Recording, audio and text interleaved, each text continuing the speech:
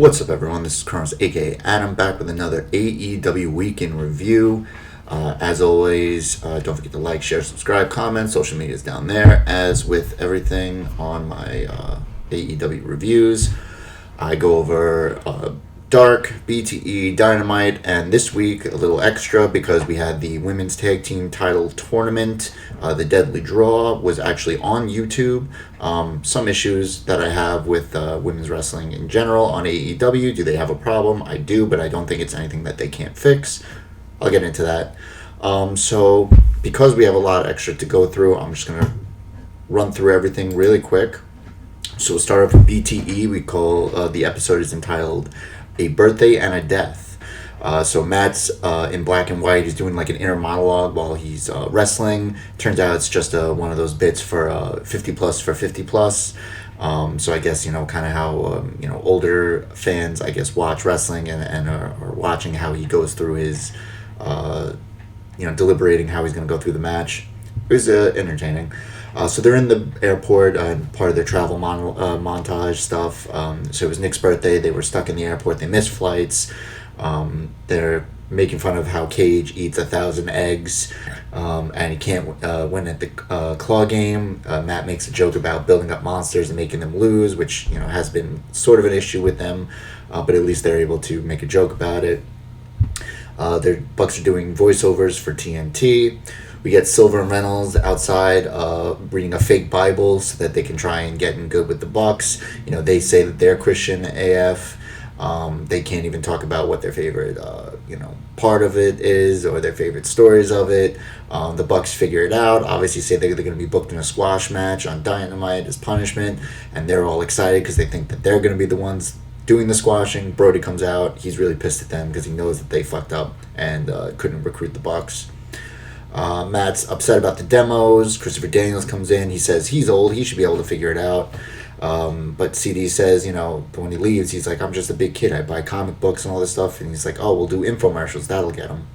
So we'll see. I'm assuming that'll go on next week. The Bucks are watching the tag team title match from Dynamite. They actually have a red filter on the camera, so they make a joke about the Fiend, which I thought was pretty funny. So they're congratulating Kenny and Hangman for winning. FTR come in, say Hangman looked like a Barry Windham. Obviously, they're making more references to Four Horsemen. FTR extend an olive branch, give drinks. Obviously, the Bucks and Kenny say that they don't drink, and they said, don't worry, we got you, and they got chocolate milk. So it looks like everything's kind of all right. Dark Order, Brody's pissed off. Silver says they all need to kiss ass like Stu. Jungle Boy's in the back of the room. They all think it's Griff Garrison, so they all get pissed off and kick him out. So Brody comes in, asks if they spoke to Jungle Boy, and they're like, what do you mean, Jungle Boy? This is Griff Garrison. So obviously, Brody flips out on Silver and all of them and nails Silver with papers again, as always, which I thought was funny that they switched it up with Griff Garrison and Jungle Boy this time. The Bucks are wondering what's up with Hardy. Nick kind of, slyly mentions about what happened with Jeff. Matt comes in, says things haven't been like he expected. He needs to pull his weight more. He needs to be Matthew Hardy right now. The Bucks need him. They open the door. They need him. They need all the personalities. They open the door. Big Money Matt shows up. And, they're saying he says, what kind of Christian bullies somebody? Nick says, to Matt, like, who are you talking to? There's nobody there. Then Nick goes to the bathroom. Version 1, Matter of Fact, shows up talking to Nick about bullying. Matt says who's Nick's talking to. Nick mentions shoot. They then get Tales from the Inside from Broken Matt. Cutler comes in, realizes that they're not talking to anyone, so they're just basically seeing things at this point. Then we get Colt looking around for anyone to stop him, because obviously the whole mention of Kenny wanting to kill him. He goes into the EVP's room. He isn't there. He's checking out the tag team title belt, goes for a nap on the couch, after tasting some of the birthday cake. The best friends and Cassidy come in to kill Cutler. Cutler hides. They go into the room. The lights are off. A lot of really weird stuff is talking about touching areas and whatnot. They all leave. Trent has blood on his hands. Orange eating some cake. Cassidy offers him some cake. Wait, why weren't you murdered? Cutler runs away, then they realize that they murdered somebody else, and then they all run away. And they say, why did we keep the lights off? So that was a pretty funny episode of BTE. I was entertained. We then had our special For the women's tag team title tournament, the Deadly Draw, Tony and Veda Scott are on commentary. I don't really know who Veda Scott was. They also had Shaul Guerrero as the ring announcer, so they had female on commentary, female ring announcer, and then Alundra Blaze came out to introduce the tournament. So then we get a shot of earlier today with the Nightmare Sisters. They have to choose their own partners. Then Brandy isn't happy about that because she wanted them to be together. So she pulls out the red chip, and then while no one's paying attention, Allie looks in, pulls out the same chip as Brandy. So it's like, oh, what a coincidence. Obviously, Allie wanted to make sure that they were still together, which is good. I was very curious as to how that they were going to pull that off, being that they were already the only really established tag team. So then we also get Ford. Kip says he'll come out there. Mel picks the same color as her, so they're a team. So then we get our first match. This is Mel and Ford versus the Nightmare Sisters. QT is back. Welcome back. Light mention of Brandy bringing Mel into AEW. They don't really dwell on the whole that whole thing, the Nightmare Collective or whatever it was. So we get a double team on Ford, not seeing the blind tag to Mel. Castador on drag by Brandy. Double team on Mel. Kip helps Ford, obviously. QT comes by. Mel with a huge boot to Allie. Fireman carry Gutbuster by Ford on Allie for a 2 count. She then does her Matrix into the cutter on Allie. Mel misses a top rope leg drop. Hot tag to Brandy. Pump kick, super kick by Brandy. Mel with a choke bomb, but the ref was distracted by Allie. Kip decks QT. Allie blinds Mel. Brandy with the spear for the win. So they advance to the next round of the tag team tournament. They look good. Obviously, obviously they got away with a little bit there. So, and we start to see a little bit more of this a little later. So we get a PSA from Brandy about women's wrestling. We then get a recap of Nyla picking last week and getting Ariana. We get earlier with Anna Jay picking, and so this is why I was so excited about these particular this match. So Anna Jay, I think, is really talented. I got to see her in a couple of matches on Dark. I thought she was really talented. She's young. She's got a lot going for her. Then they had her lose to Abaddon. I was like, all right, that kind of sucks. Then they got picked up by the Dark Order. So I was like, okay, this is interesting. The first female in the Dark Order. What are they going to do there? So I've been really high on Anna Jay. And I have been super high on Tainara Conti, Ty Conti now in AEW. I thought she was always great in NXT. I thought they completely bungled her. They had her face, then heel, and face. She was, getting wins, then she was being a jobber. They never knew what to do with her. Unfortunately, she was part of those releases out in, I believe, April. So I was always wondering where she was going to land. I was hoping she landed in AEW, and then she is there. So Anna Jay and Tainara Conti together, I was so excited for this match. Then I found out that they were going to be fighting Nyla Rose and Ariane Andrew. Nyla Rose is actually the only person that really is, established there, so I was obviously very nervous as to what they were going to do. So Brody and Dark Order come out with Anna Jay. She doesn't wear the mask in the ring, though, obviously because it's more like a party mask, eyes wide shut type thing. Ariane disses the face side. Anna has a lot of personality, which is good. She didn't become a drone, which I really liked, or like a minion, as some of the others are. Nyla's reluctant to tag in at first. We had a double choke slam by Nyla. Nyla no-selling Conti offense. Conti goes for an armbar, but able to kick Nyla down to the mat. A tilt-a-whirl power slam on Anna by Nyla for a 2 count. Anna Jay chop block on Nyla for a 2 count. We got Anna going after the left knee. Conti with a knee bar against the ropes. Simone drop by Nyla on Conti. Hot tag to Ariane. There's a Castador Bulldog by Conti, or on Conti. Nyla saves Ariane from a double team. We get the blind tag to Anna Jay. Ariane with a split leg drop on Conti. Anna Jay hits natural selection for the win. It is an upset, obviously, but I was super happy about it. Obviously, I wanted Nyla to win. Nyla doesn't need this tourney, which is fine, puts over the others, and then she just attacks Ariane because she's just like, you were the one that took the loss. So we get post-match interviews with both the winners of both matches. And Brandy's putting herself over, very heelish, And Allie actually is the one who's like, I help too. Like, what are you doing? So, I kind of like it that they're both kind of acting heelish at this point. A little more personality there. We get a post-match interview with Anna Jay and Tainara. Tainara says they're the prettiest and the most dangerous, and Anna doesn't even talk about the Dark Order, which is she doesn't want to talk about it. She doesn't want to, talk about the Dark Order, which I thought was cool.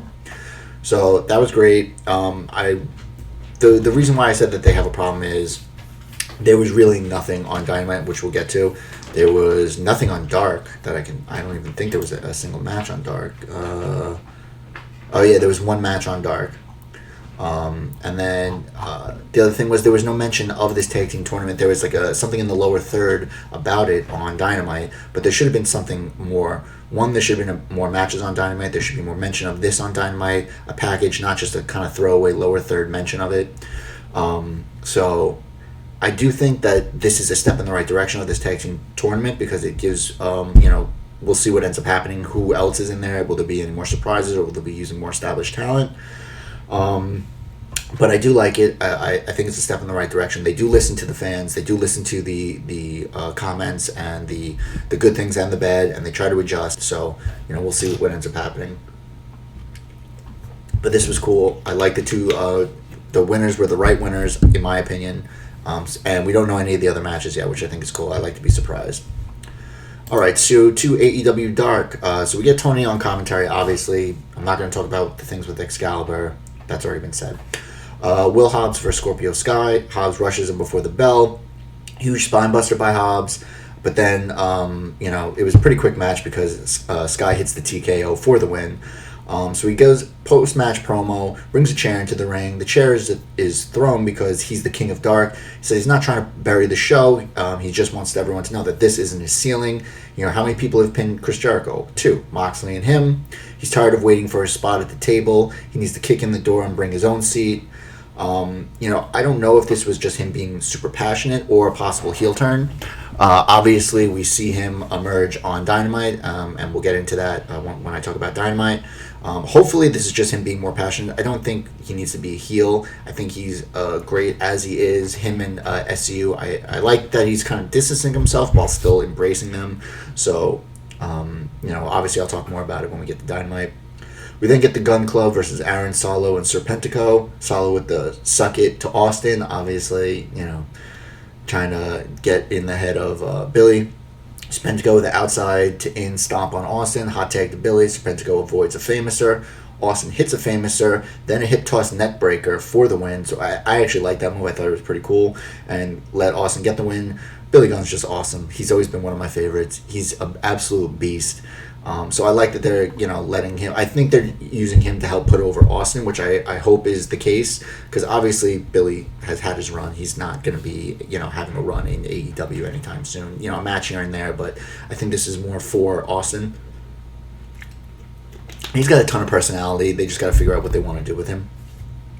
We then get the Initiative, Cutler and Avalon versus Janela and Sunny Kiss. Still winless. Janela needs to go back to the pants. I think the trunks just look weird on him. So we get a running low German release by Janela on Cutler. That looked vicious. Cutler tope con hero on Janela. Kiss with the diving tornado DDT on Cutler to the outside. That looked vicious. Standing moonsault by Kiss for a 2 count. So Kiss and Janela, they started doing some double team offense, looking a lot like Motor City Machine Guns with it, which was really cool because I love the Motor City Machine Guns. Janela goes into the tunnel scaffolding, going after Avalon. Janela selling a shoulder injury, hot tag to Kiss. Janela gets Avalon in the electric chair, but distracted by Leva Bates. Suicide dive by Janela on Cutler. Leva hits a sliced bread on the outside on Janela. Avalon hits the martinis on Kiss. We then get an electric chair split leg drop combo on Avalon for the win. So Janela and Kiss continue their winning ways. The Initiative continues their losing ways. We then get the one women's match on Dark of Abaddon versus Kylan King. King set into the barricade on the outside. Big shotgun dropkick by King. Abaddon with the sit-up and the neck snap, kind of Undertaker style. We get a release German by King for a 2 count. We then get a kind of, when King is on her knees, the Rana driver by Abaddon for the win, same way she's beaten a lot of other opponents. I do think they gave Kylan King a lot of offense in here and not enough to Abaddon. I don't have a problem with King getting the offense. She's kind of one of the bigger competitors, and they've given her a lot of time, which I think she's pretty decent. But I just think that they didn't give Abaddon enough offense. And obviously, if they're trying to push Abaddon, they got to make her, they can't just let her just get, fluke victories. Obviously, she needs to be an absolute killer and just freaking people out. We then get Jack Evans versus QT Marshall. I love Jack Evans. Welcome back to both of them. They both haven't been on TV for a long time. Obviously, they've had bits here and there. We get a handstand kick by Evans. He is just so smooth. Showboating gets super kicked in the stomach. Crossbody attempt caught by QT into a suplex. Angelico doing the Bernie to distract him on the outside while Evans hits a twisting tope con hero. Thumb in the eyes by Evans while the ref is distracted. Evans with an octopus submission. Evans misses. A springboard corkscrew, kind of botches it. And then a Michinoku driver by QT for a 2 count. Pop-up forearm by QT for a 2 count. Standing twisting senton by Evans for a 2 count. He does a 450, lands on his feet. Evans, obviously. Backbreaker flatline combo by QT. Evans grabs the ropes. Allie gets in the ring. Evans with the backslide with an Angelico kick for the win. They go for a beatdown. Dustin comes out. So obviously Jack Evans gets the win here, which is, I guess, good for him. Allie is the one who kind of assisted his loss, so she kind of does the oops, but I guess this is kind of the very beginning kernels of how Allie is not going to be helpful to QT. We then get FTR versus Brian Pillman and Griff Garrison for our main event. Oh, actually, no, this is the before that.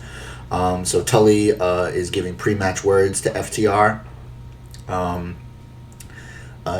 Tag ropes for their matches. Pillman doing the Hollywood Blondes taunt because obviously he's said it once or twice before, I think, with Pillman and Griff Garrison. They're going to kind of be the new Hollywood Blondes, which I think is fine. I think they're both really good. I think they're both young talents that could be good for the tag division. Or just on their own. So Pillman and Griff holding their own. It's very physical. Shot of Spears watching. Hot tag to Griff into the Goodnight Express for the win.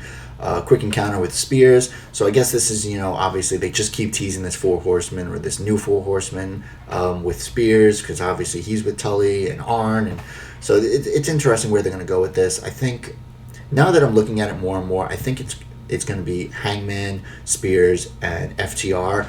I feel like Cody is going to feel... I think it would be interesting to see if they get Cody to think he's going to be this 4 Horsemen and then kind of get left behind, and then he's kind of looking to the Elite again for his friends, and because he's been on his own for so long, it'll be interesting. We now get the main event now, Butcher and the Blade versus Private Party.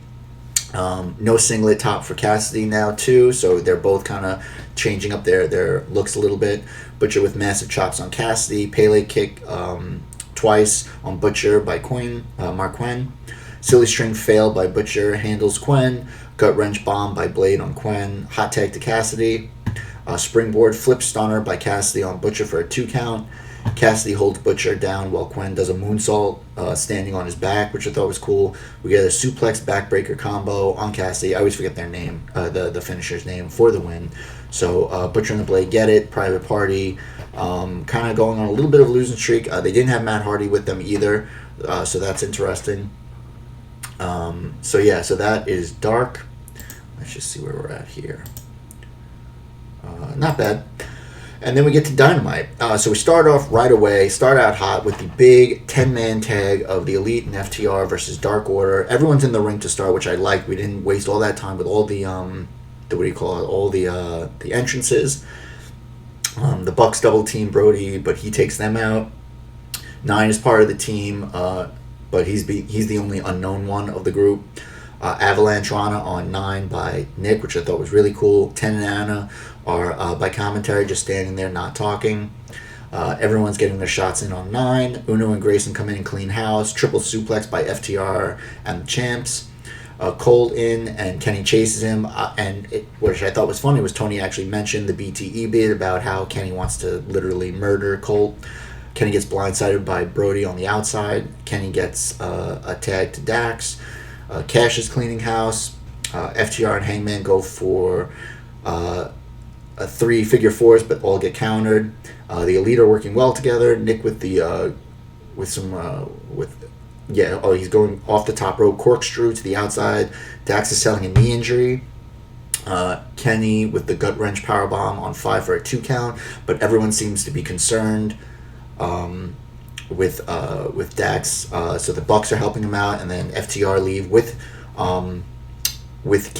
Hangman. He goes out with them, so Kenny's kind of on his own in the ring for a little bit. Hangman goes to the back with them. So Colt does the flying apple splash on Matt for a 2 count. Stu gets posted. Matt with the top rope twisting stunner. He's not able to make the tag to Nick. Matt pumps up, takes everyone out. Has no one to tag, but Hangman shows up out of nowhere, gets the tag, takes out everyone. 5 dropped hard on the apron. Hangman with the moonsault from the top to the outside. Brody's the only one that he doesn't hit. Hangman throws 5 into the corner. He wants Brody. Hangman bridge to the outside. Brody with the suicide dive. Chicago skyline by Colt. Kenny breaks the count. 450 cannonball combo by Dark Order for a 2 count. We get a super kick party by the Bucks. A super kick into a snapdragon on Brody. Buckshot misses. Discus lariat, but he almost hits Kenny. Then Brody hits the discus lariat on Hangman for the win, which I do like. Much better than last week's tag match where it was just crazy, 12 people. It was so much going on. There were multiple stories in this match, which I liked. Obviously, you have Colt with the Dark Order. Is he with them? Is he not with them? Colt with Kenny. You have FTR kind of meshing with everybody. You have Hangman kind of, meshing with FTR, more helping Dax to the back and then leaving Kenny. So there's that. There's the Bucks kind of with also, what's going on with them. So there were multiple storylines, and they all played out, and you could all see them. They each had their moment to shine in this match. So I liked it. I liked the fact that that Kenny, who was originally a target of the Dark Order for membership, is now a target because he doesn't want to be with them anymore. He was the one that lost, pinned by Brody as well. So there's a lot in there. So then we get the best friend showing up earlier that day in Trent's mom's van, which I thought was funny. We get a promo by Moxley, really good one. Said, had a lot of demons growing up, which is why he gets why Darby wants his title. Now he's the voice of reason, saying, he's concerned for Darby's health because Darby is his favorite in AEW. When it's time to stay down, he's saying, please stay down, even though he knows that he wouldn't, if he was Darby. So we get Santana Ortiz versus Best Friends. Meteor by Trent on Ortiz. Northern Lights by Trent for a 1 count. We get a rising knee and tornado DDT on Santana. Long dart cutter combo on Ortiz. We get the hug spot. Obviously, got to give the people what they want. Ortiz trips Trent on the apron. Santana suicide dive onto Chuck. We get the hot tag to Chuck. Standing slice spread on Ortiz. A Michinoku driver on Santana for a 2 count. We get the soul food and then a Falcon Arrow on Ortiz for a 2 count. An assisted superplex on Ortiz. Trent can't make the tag with Chuck thrown into the stage. Assisted cutter on Trent. Street sweeper stopped by Chuck, and then Trent goes for the victory roll on Ortiz for the win. So we'll see more from them later on. But this was a good victory, keeping obviously Santana and Ortiz had a 3-match winning streak. They lost, but Best Friends also needs to keep winning. So it's kind of tough. You want them both to win, them both to stay strong, but they're obviously someone has to win. And it was a clean win, which is good, unlike WWE where they don't want anyone to look weak, so they just always have just nonsense, fuck finishes. We get a shot of MJF campaign headquarters. He gets mad at Lee for an unlevel poster, which I thought was funny. Also, was if you were paying attention, Lee was actually taking out the green Skittles or M&Ms, which I thought was kind of funny. Which is a standard of someone that has a really particular taste. They always joke about that kind of stuff. I think it was Ozzy Osbourne or somebody random had that. He doesn't care if Darby actually wins. He's because the 120-pound emo kid, I'm real scared of that guy. If he was to win the championship. So we get Hardy in-ring promo. He wanted to be where he felt respected. AEW listens to its fans. This was kind of similar to what he said on BTE about how he wasn't pulling his weight and he wants to do more. He puts over Private Party, puts over Sammy, but he knows Sammy doesn't want his help. He's no longer going to help Sammy. And then obviously you see, in the background, Sammy coming up, and he said, I knew you'd come. So he turns around, punches him. They're getting, Sammy gets tossed to the outside. A twist of fate countered into the post. Sammy throws a chair at Hardy's face while he's lying on a table that Hardy set up. And this was, from what I hear, was not planned. He didn't gig himself. He literally got busted open in the head, got multiple stitches. Apparently there was some backstage heat a little bit on Sammy for doing that. Because when you see, he throws it full force. There wasn't like, he was like what they usually do. He threw it full force at Hardy's face, and it hit him flush in the face, busted his head open. We get Sammy with a 630 splash off the stage through the table, which looked really vicious. We then get outside with Santana and Ortiz. They destroy the van. They spray paint Sue across and then cross it out. It was really, really bad. They kind of just did a number on it because they were pissed off, obviously, at the loss. We'll get more from them. We get Silvers and Reynolds, the Dark Order versus Cody and Matt Cardona. So Taz is on commentary. He says his guys are banned from Dynamite tonight, which I thought was interesting. Cody with the stalling suplex to Silver. Cardona with the flapjack on Silver for a 2 count. Cody selling rib injury. Dark Order in control on Cody during picture-in-picture. Hot tag to Cardona. A double underhook powerbomb by Cardona for a 2 count. Cody cutter, but still selling his ribs. We get a great double team on Cardona by the Dark Order. Cody with suplex to the outside with Silver, kind of that spot where they kind of hold on to each other. Always looks dangerous, like someone's going to break their neck. Cardona hits the Rough Rider, which he's calling it radio silence, on Reynolds for the win. So as they're leaving, Cardona and Cody, Scorpio Sky meets him at the tunnel, points to the TNT title. Obviously, this is related to his promo on Dark. So I like this. I mean, obviously, some people think that the Dark Order put too much offense in, but I think Silvers and Reynolds are actually a really good tag team. Obviously, they're on the bottom rung. They're more of a jobber tag team, but they have really good offense. And I think being the elite, they need to be mentioned more for their being the elite stuff. It's really funny. I really like it. I think they're the best part of the Dark Order on BTE, which is getting them over. We then get the best friends over at the van. Chuck told Sue he would take care of the van, so they made him a liar. The van is completely spray painted and it's on blocks, which I thought was hysterical.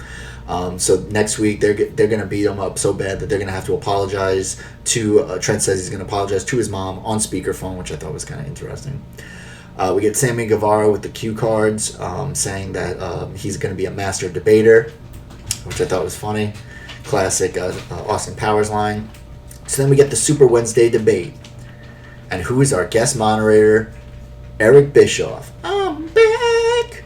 Eric Bischoff. I mean, it hasn't been that long since he's been fired, but hell yeah, I liked it. So there's going to be 5 questions curated from social media. Jericho brings out the damaged jacket, but he looks like $1 million in the nice gray suit.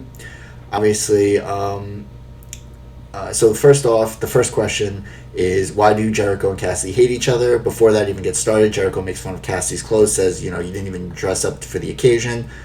Cassidy brings out a clip-on tie, which I thought was pretty funny. He says orange is a joke. No response from Cassidy. The next question, who's the better wrestler and the biggest star? Jericho puts himself over and puts down Orange Cassidy. His denim smells like salami, Drakkar Noir, and batteries. Obviously, no response from Orange Cassidy.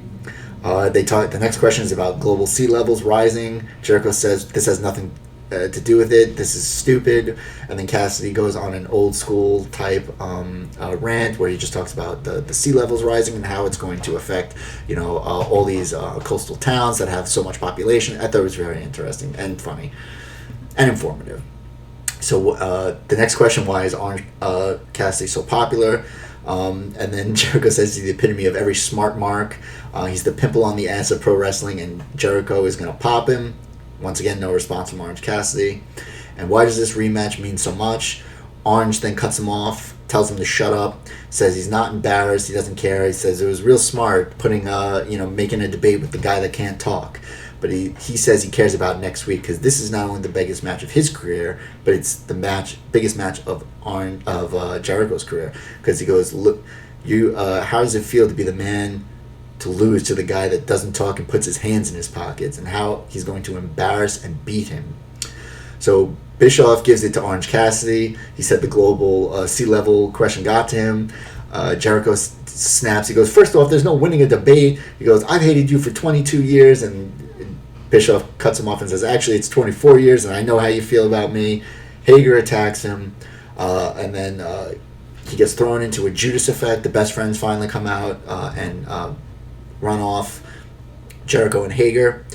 We get Tony out with Britt Baker, Reba, and Hobbs is, I guess, the security, but he's not actually part of it. He's just a no-name security guy.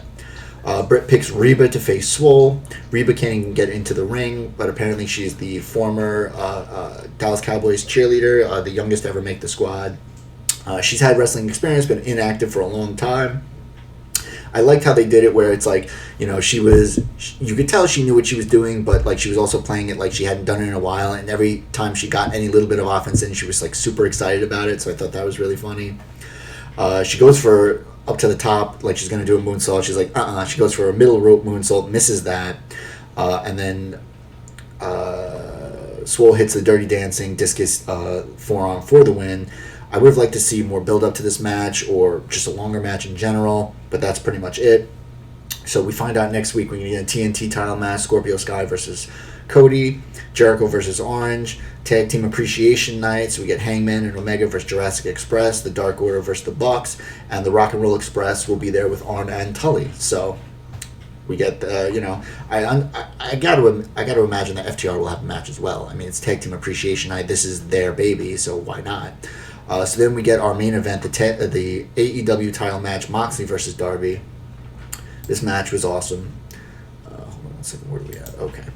So we get Darby with a Moxley mask, as he's worn in previous matches, kind of just a piece of paper with the picture. So Mox rips the mask off, Darby slaps him, Darby already bleeding from the mouth from a slap from Moxley. Moxley's sent to the ramp, Darby with the suicide dive, one of the best suicide dives there is. Darby's launch from the stage into the post, that was ridiculous. Body control, the selling of it, everything was wild. Mox with the single leg crab during picture-in-picture, transitions into an STF. Darby with the middle fingers because he's not going to give up. Mox seems to not want to go on the attack because you can see he feels bad because he knows he's just beating the shit out of Darby. There's another great suicide dive by Darby. Senton from the post to the outside on Mox. Hits a code red on Moxley for a 2 count. We get an avalanche German by Moxley. Wardlow comes out to the ring, distracts the ref. Moxley gets hit with the title belt by MJF. We get Darby hits his coffin drop for a 2 count. I think he's the first person to kick out of the coffin drop. Mox is busted open from the title shot to the head. Darby hits the Stun Dog Millionaire, goes for the coffin drop again. Mox catches him into the rear naked choke, and then he's able to get out of it. He won't submit. We then get the Gotch pile driver after the choke, only for a 2 count, which I thought was pretty crazy. Darby just showing that he just doesn't, he doesn't want to do it. He doesn't want to give up. And then Moxley, then you see him go to the quarter, almost like saying a prayer, like, sorry, I have to do this. Hits the paradigm shift for the win. He picks up Darby, whispers a lot into his ear, and then we watch MJF really pissed off watching backstage. He's probably talking about, just saying how great of a match this was. And there you have it for Dynamite. A lot that happened this week. I thought this was a terrific week of programming. My only issue, I think, was the lack of mention of the women's tag team tournament on Dynamite and even Dark. There was some, but the lack of women's wrestling in general on Dark and Dynamite. Only one match on each. Both of them were fairly quick matches. The one on Dynamite was literally only a couple minutes, if that. So I know obviously they've set up the Swole Britt match for, I believe, All Out. I do think that, I hope that they do more mention of the tag team tournament. If they're going to do their own separate little YouTube, I think either the semifinals or the finals have to be on TV or the pay-per-view or something. There needs to be more of it. Obviously, we need more from Sheeta. I don't even think she was on the program at all. She's the champ. And like I've said in the past, I understand that there are a lot of issues. You had Chris Statlander injured, Britt Baker injured. And that hurts a lot of what you're doing. And then obviously Brandy and Allie are involved more in this tag team tournament. But you do have a lot of wrestlers there. You do have a lot of talent there. So use them, promote them, and I think you'll be fine. So that is my AEW Week In review. Oh, actually, I always forgot I got to do my match of the week, and that is definitely the AEW title match between Mox and Darby. Just an absolute awesome match. Darby selling his ass off. Moxley looking like $1,000,000. Obviously setting up the MJF Moxley feud. I don't think Darby loses anything in this because I think, one, he's super over. Two, he looked like $1,000,000 just selling his ass off and getting the shit beat out of him. So that was great. I really like the camaraderie between them. I think that they are very similar in that respect. And I do think that this will help out, both of them, elevate them both. So then there you have it. That is actually my AEW Week In review. As always, don't forget to like, share, subscribe, comment. Social media is down there. And as always, be safe, love each other, and bye now.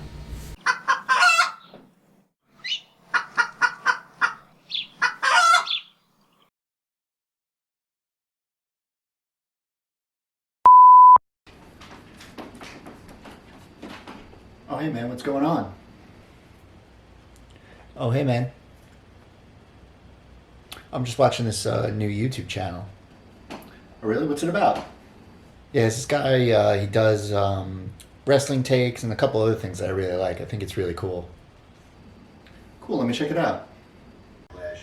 Preview and predictions video, as well as I also have my AEW Week In review up on the channel, so check all that out. Let me know what you think.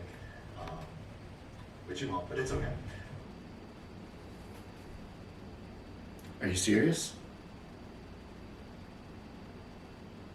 You're literally just watching yourself.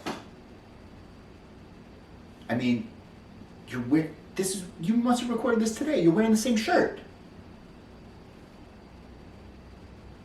You're an idiot.